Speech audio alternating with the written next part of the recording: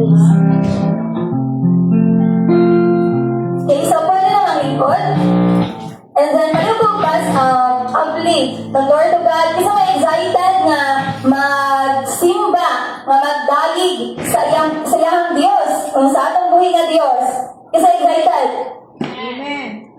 Ala, grabe ato Gina mo. Grabe kayo na dyan kayo. So, Caller Lando, salamat sa kailang katika. Nasyata sa Amen. So, Lord of God, excited dyan ang tanan. So, atong abihan na atong mga Bible sa Mateo chapter 11, verse 20 to 24. Ang mga lungsod na wala mo tuo. Okay, Mateo chapter 11, verse 20. Paubos. Okay, sa isuon, gibagdong ta, nagkisaway ta sa Ginoo, dili nga karon nga orasa. No kay nay nakabuta nga gusto sa Ginoo nga hunungon nimo. So unsa man kani? Kaya ato basahon sa verse 20. Amen. Kaya sa nana, sunod jud nga mabasa jud niya mismo sa iyang mga mata. No kay ang pulong sa Ginoo, espiritu ang kinabuhi. Verse 20. Unya, gisaway pag-ayo na Jesus ang mga lungsod, diin niya himuha ang kadaghanan. Sa iyang mga milagro, kaya ang mga tao dito wala man maghinungsod sa ilang mga sala. Pagkaalaot nimo Corazin, pagkaalaot usab nimo Bethsaida. Kay kung ang mga milagro nga nahimo diha kaninyo, dito pa himuha sa Tiro sa Sidon, ang mga tao dito dugay na unta na nagsulgob sa sako o nagbulibo o mabong sa ilang ulo aron pagpaila nga sila naghinulsol sa ilang mga sala. 22. Busa, hinumdumi na sa adlaw sa paghukom, ang Diyos mas maluoy pa sa mga taga-Tero o sa taga-Sidon kay kaninyo. Ug ikaw Capernaum, abi nimo gipataas ka ngadto sa langit? Dili. Itambog ka hinuon ngadto sa impyerno. Kay kun ang mga milagro nga nahimo diha kanimo, dito pa himuha sa Sodoma, aniya pa unta kini hangtod karong adlaw. Busa, hinumdumi nga sa adlaw sa paghukom, ang Dios mas maluoy pa sa Sodoma kay kanimo. Kay sa igsuon tanawa tutuki ang verse 24. Iwalang Ginoo diri nga hinumdumi no mga tao, no kita tao man ta, diba? Pero salamat sa Ginoo kay grasya sa Dios nga naluwas ta. Pero ingon ang Ginoo nga hinumdumi nga sa adlaw sa paghukom, ang Dios mas maluoy pa sa Sodoma kay kanimo. So dili ni God pasabot kung anak na ka sa Dios, wala ni nagpasabot nga tungod kinagdungog ka og sala maimpyerno ka. No wala na sa Bible. Ang nasa Bible, ang tanang tao nga anak sa Yawa, wala na sulat ang ilang ngalan sa libro sa kinabuhi, itambog sa impyerno. Pero ang pulong sa Ginoo nagsaad kanimo, nga di ba na ang mga portion sa Bible na mas maayo pa, nga itugyan siya kang Satanas. Kung ang usa ka tao, anak sa Dios nga magpabatlong, mas maayo pa daw nga itugyan siya kang Satanas. Aron nga, inigabot sa panahon, luwaso ng iyang kalag. So ang lawas na iya ang mamatay. So mga katanangan, ikaw maanak sa Diyos, kung dili ka ganahan nga mag-antos ka, magdili po pasabot ka maanak ka sa Diyos, di na ka magkasakit.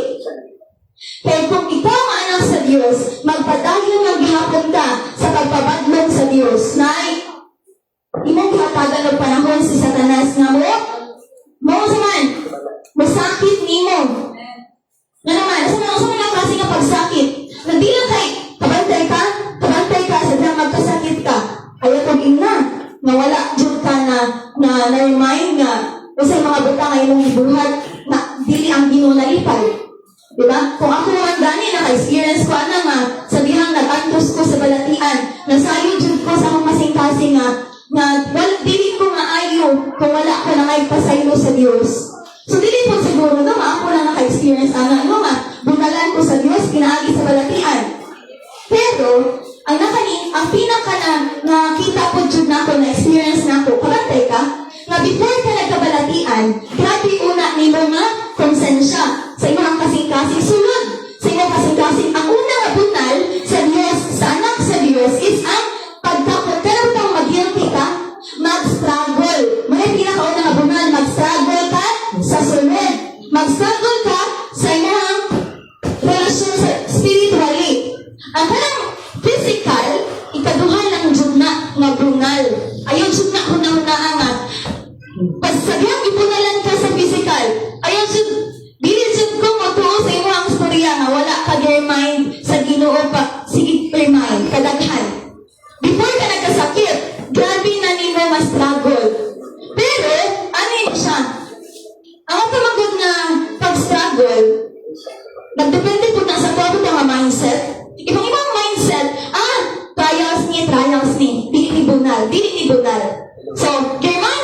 Dios, but still, you keep on comforting yourself na trials ni. Pagsulay ni. So that's the time na niabot ang bunal physically. Diba? So kisa mo yung nakarelate. Siguro if wala mo nakarelate, salamat sa Ginoo kaya makarelate mo sa ako Ano ba nga, before kagibunalan sa physical, before nagkagubot ang imong palibot, before nagpapaglo ang mga tao sa palibot nimo nga, nagkonsumisyon na hinuon ka sa imong mga palibot, before na nahitabo, nag-struggle una ka. But the thing is, sad to say sometimes, kana ba tayo, comfort na ito itong self, bitaw itong kaugalingon nga, this trials dyan niya, ako dyan niya nga ma-overcome. Pero tingala ka, pag taon-taon, pag-abot sa unahan, paglatong sa panahon, nag-struggle na mahinuon ka physically. Nanahin na yung mga pangitabo nga wala dyan di mo na uyunan. So dapat, no, muna mo na training kagahapon, bitaw nga, sa diyang magkasakit ang usa ka Kristohanon, kinahanglan na dili jud nimo i-consider una ang trials. Imo i-consider una kung kumusta ka at ubangan sa Dios. Pero igsuon ani maningat po ingon sa pulong sa Ginoo nga sa verse 21. Okay, so yung pulong sa Ginoo sa verse 20 di ay og isabay pag-ayo na Jesus ang mga lungsod. Daghan sila. Diin niya hinuwa ang kadaghanan sa mga milagro. Grabe na nga mga milagro nga atong nasinati. Kay ang mga tao dito wala man naghinulsol sa ilang mga sala. So ang mga tao gibuhatan sa Dios og milagro para sila maghinulsol. Diba? So ipabo na sa to sa una. Karon naman sad nakasinati na ka sa gahom sa Dios. Dili siya na mo-effect ang in the name of Jesus kung magpagdahi lang gihapon ka sa imuhang kasing-kasing. Mo-effect man, damhanan man ang ngalan ni Jesus. But ang point man good, gibunalan ka kay gusto ang Dios nga ma-remind ka. Ayun siguro na ang gibunalan ka tungod kay kinahanglan jud kang bunalan para gusto sa Ginoo mahunahunahon nimo nga kinahanglan ka makadlok no dili. Ang purpose ana is for you to learn bitaw nga dili jud siya maayo. Dili man jud gusto ang Ginoo nga mabunalan ka. Kapag na mag-struggle ka. So, yun na pulo sa Ginoo nga. Kung isulti pa sa mga taga-Sodoma, kini nga, pakibuhan pa daw sa mga taga-Sodoma, maluwas pa unta sila, nakapaunta ang Sodoma, wala unta sunuga. So, sa punto, so, kini nga panahon na, ang mga tao, bisan pagiwalihan sila, nakadungog sila sa kulong sa Diyos, but wala sila namati. Ba't ikaw na kasi mong kaugalingon? Sabihan na, devotion ka. Sabihan na, basa ka sa Bible, naminaw ka sa wali. Ang pangutana, wala ba ka namati? So, di ba? Dili ka dapat mahadlong na mabunalan ka sa Diyos kung kibalo ka sa mong kaugalingon na naakay close na relasyon sa Diyos. Close na connection. Masabay puspon pasagutan ng close na connection. Kanunay nimo nga kanunay jud ka sa pulong sa Ginoo. Kaya ang pulong ng sa Ginoo, mabadlong nimo. Mahadlong ka nga mabunalan ka kung wala kay basa-basa sa Bible. Kung magbasa ka sa Bible, pero ang imong una-una is full of kanang dili ba ka willing magpa-correct? Kanang bitang pride na bitang imong habitang garbo na bitang ang naghari sa imong kasing-kasing. Once na magnagarbo na, kung sa imong nabasahan diha, dili ka willing mo dawat. Kasi pag usa pa naka negative para sa imo ha, di jud ni para nako. Sure jud ko ana. Pero if kana bitang kibalo ka nga, bisan kibalo bitaw ka nga, maayo na kay ko kinabuhi. Pero willing bitaw ka nga, Lord, kibalo ko nga, grabe na kay ko nga kinabuhi nga, uyon sa imong kabubuton. But I don't know sa tanan, gusto ko nga imo kong tudloan, imo kong koreksyonan sa mga ginagmay nga mga butang. Kumatay mo anak, kanapatay mo anak, grabe na kayo mga kinabuhi na balaan, but kasing-kasing bitaw nimo is, Lord, willing ko magta-correct. Kanapatay wala nimo ginawa na ito nga, balaan na kayo ko, no, dili. Kaya ang Diyos radyon ang nasayod sa tanan. Pinakasulod nimo, kung batasan nimo nga, feeling nimo okay na kaayo, pero sa atubangan sa Ginoo kay bigil man dahil hapon. So na ba, kasing-kasing bitaw maingon anak, nga Lord, grabe na po, gusto ko nagpabadlong sa imo, kibalong ko anak. Pero Lord, gusto ko nga, imo kong koreksyonan. O sa may mga butang nga dapat na akong masaktan, masairan.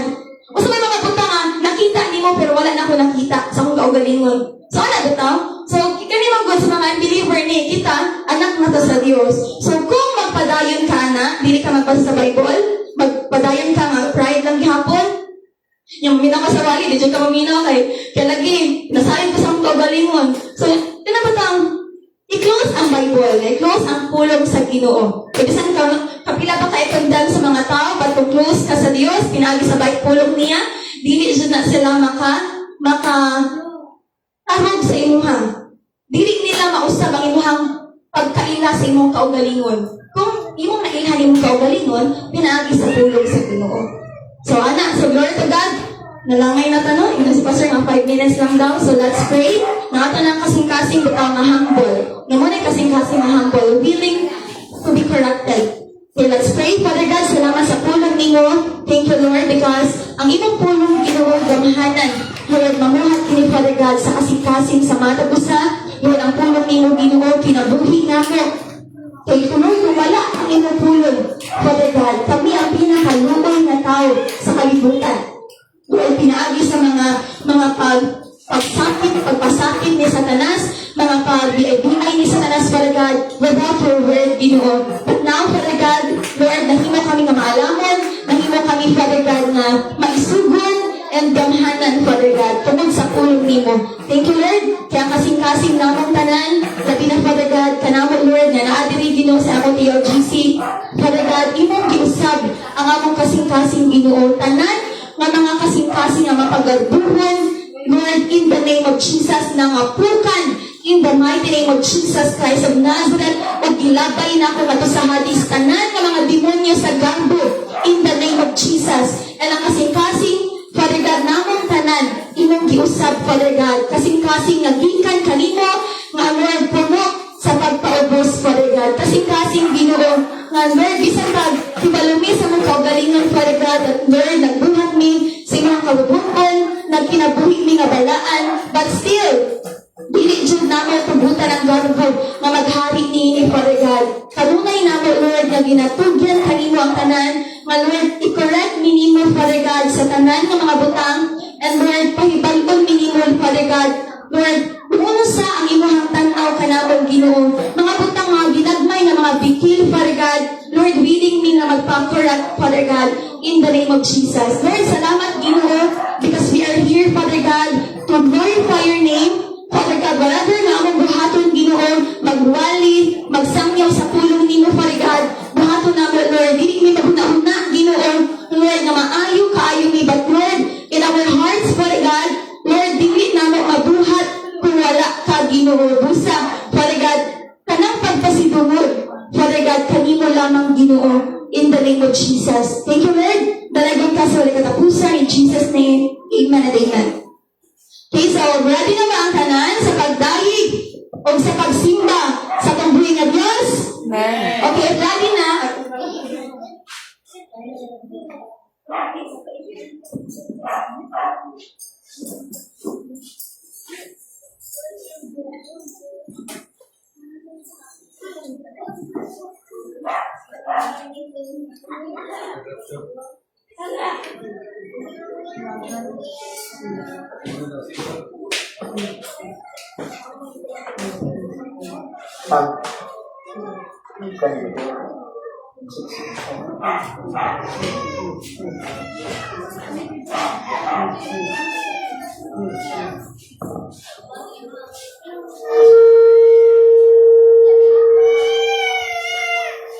Sige.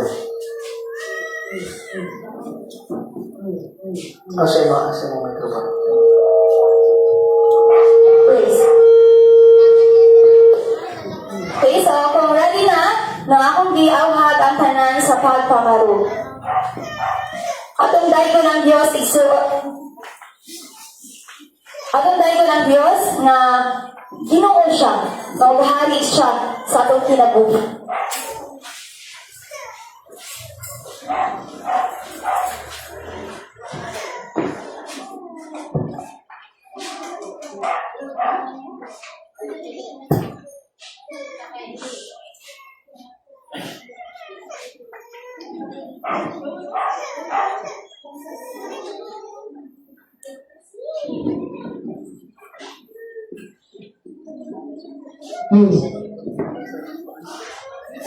Okay,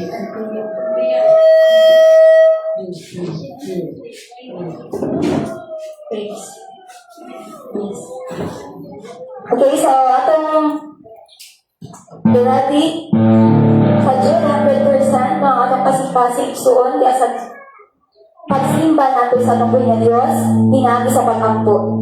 Let's pray. Father God, salamat Lord sa imong pulong, nga among nadungog, Father God, na Lord, kinungdan Ginoo nga among kalipay, Father God. Lord, walay sama, Ginoo. Dili jud, Father God, ikaw palilo, Ginoo, sa mga butang sa kalibutan.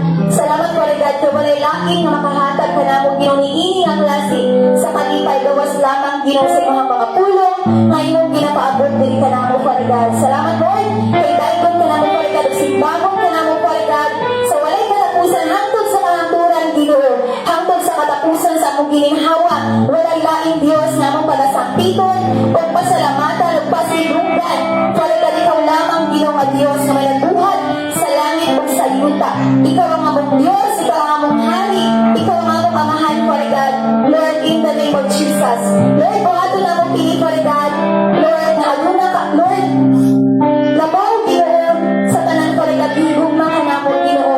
And Lord, in Jesus' name, sa kinasing-kasing, Father God, daikon ka namo, Lord, halaran sa mga pagdaling, Father God, in the name of Jesus.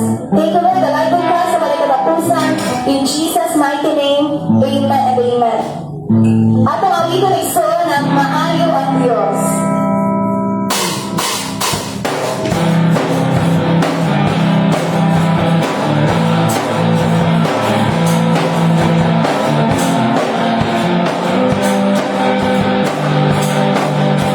Maayo ang Diyos sa ako.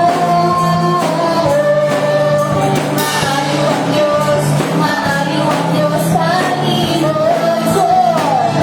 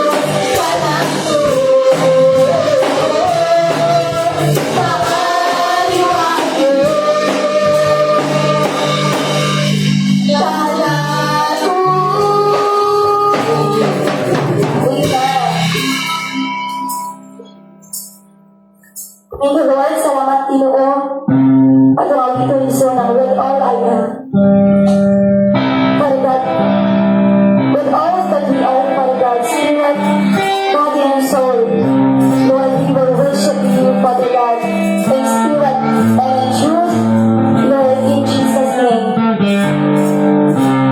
Hallelujah. Thank you, Lord. Father God, Jesus, we believe in you. Lord, that's why, Father God, na maluwas ni Lord, nakasilaki sa mga gahon tungod tulad ni kanino Ginoo. Lord, salamat sa tanan. Hallelujah. To your hands,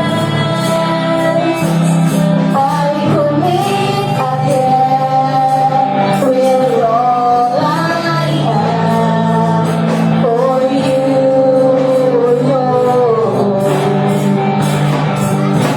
You hold my world in the palm of your hand, and I am yours forever.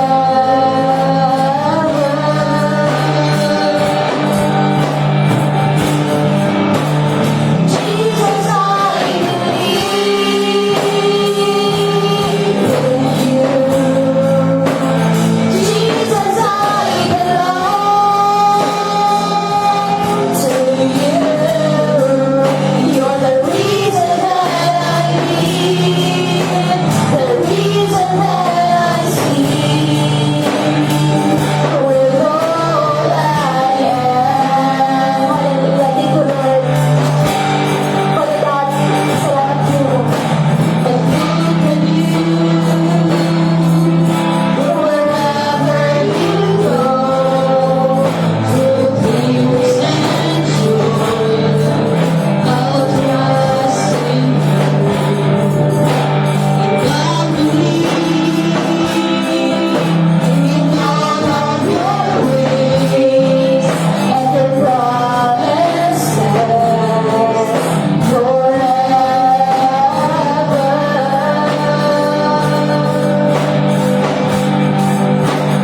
Jesus, I believe in you. Jesus, I belong to you. You're the reason that I live, the reason that I see. Jesus, I believe in you. Jesus, I belong to you. The reason that I live, the reason that I see. With all I am, I will worship you, Lord. I will worship you.